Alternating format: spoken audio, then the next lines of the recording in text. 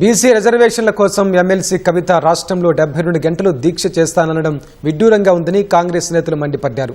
ఏ హోదాలో కవిత దీక్ష చేస్తారో చెప్పాలని ప్రభుత్వ వైపు ఆది శ్రీనివాస్, బీర్ల ఐలయ్య డిమాండ్ చేశారు. 10 ఏళ్ల పాటు అధికారంలో ఉన్నప్పుడు కేసీఆర్ కవితలకు బీసీలు ఎందుకు గుర్తు రాలేదో చెప్పాలని డిమాండ్ చేశారు. బీసీలపై కవితకు నిజంగా ప్రేమంటే తెలంగాణలో కాకుండా ఢిల్లీలో బీజేపీ సర్కార్పై పోరాటం చేయాలని సూచించారు. కవిత గారు డైవర్షన్ పొలిటికల్స్ మొదలుపెట్టింది.